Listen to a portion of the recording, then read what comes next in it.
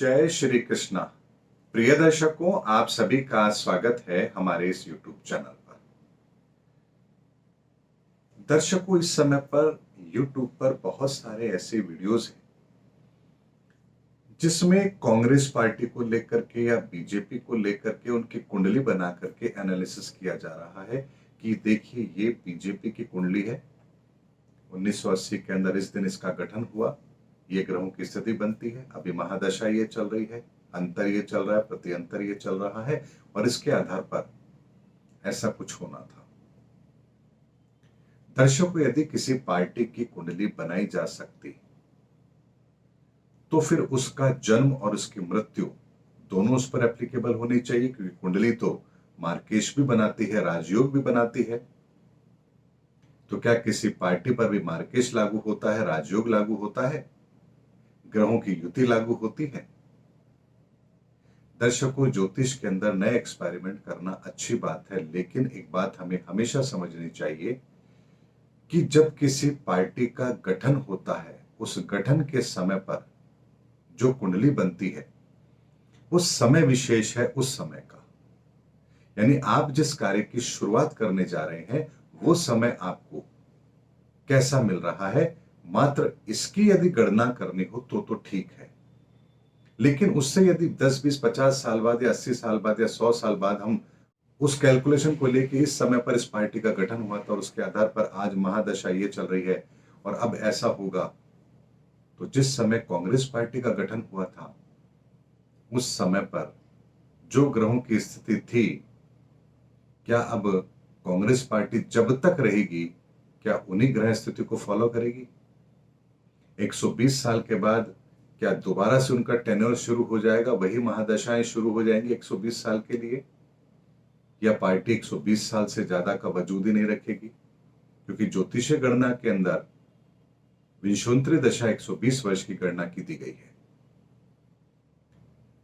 दर्शकों, किसी भी कुंडली का एनालिसिस करते समय हमें 2-3 चीजों का ध्यान जरूर रखना चाहिए।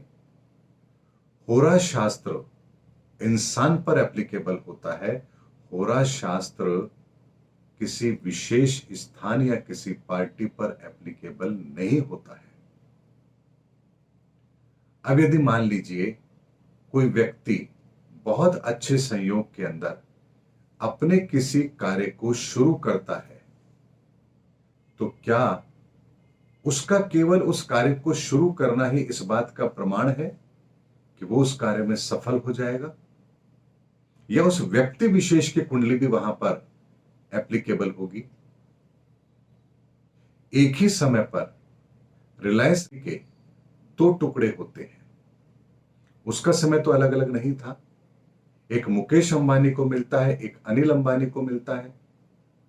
उसी समय पर 2 विभाजन होते हैं रिलायंस के, एक खत्म के बराबर है और दूसरा हिंदुस्तान का सबसे बड़ा संगठन है, यूं कह ले औद्योगिक घराना है। यह कैसे संभव है? इसीलिए होरा शास्त्र व्यक्ति विशेष पर लागू होता है और गोचर पूरे संसार पर लागू होता है। इसीलिए गोचर का अध्ययन और उस समय पर जो व्यक्ति उस पार्टी का मुखिया है, जिसके फैसले उस पार्टी पर एप्लीकेबल हो रहे हैं, जो अथॉरिटी है, जो सर्वे सर्वा है, जितने राइट्स उस समय पर उसको मिले हुए हैं, जो उतने अधिकारों को लिए हुए है, उसकी कुंडली यानी उसका होरा शास्त्र और गोचर और उन दोनों परिस्थितियों का आकलन फिर यह तय करेगा कि इस समय इस पार्टी का प्रदर्शन कैसा रहने वाला है। इसीलिए भारतीय जनता पार्टी के या किसी और पार्टी के गठन को लेकर के जो कुंडली बनती है, उसके आधार पर किसी पार्टी विशेष की गणना करना, उसके भविष्य की गणना करना, उसके वर्तमान की परिस्थितियों का अवलोकन करना, ये ज्योतिष सिद्धांत में ठीक नहीं है।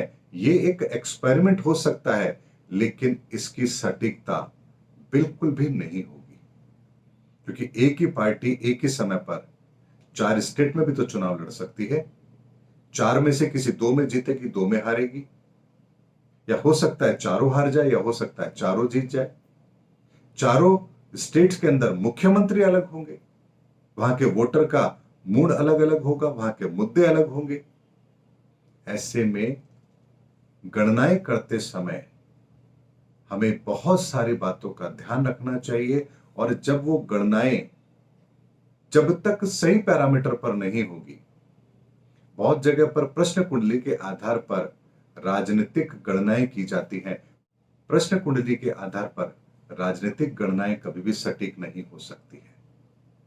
प्रश्न कुंडली जो आपके सामने व्यक्ति आया है, प्रश्न लेकर के आया है, किन ग्रहों की स्थिति में आया है, उस समय का गोचर क्या कहता है, उस समय की स्थितियां क्या कहती हैं, उसके आधार पर उसको उसी वक्त उस प्रश्न का उत्तर दिया जा सकता है। ये प्रश्न कुंडली है।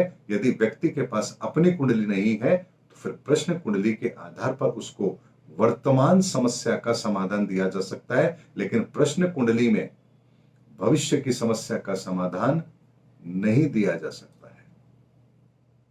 इसीलिए बहुत सारे पैरामीटर होते हैं जो ज्योतिष के अंदर काम करते हैं। इसीलिए मुझे बहुत से लोगों ने कहा कि आपने भारतीय जनता पार्टी की कुंडली का एनालिसिस नहीं किया, तो मुझे लगा कि यह भ्रम आपके लोगों के मन में है, इसका संशोधन होना चाहिए कि किसी पार्टी के गठन की कुंडली कभी भी उस पार्टी का भविष्य नहीं हो सकती।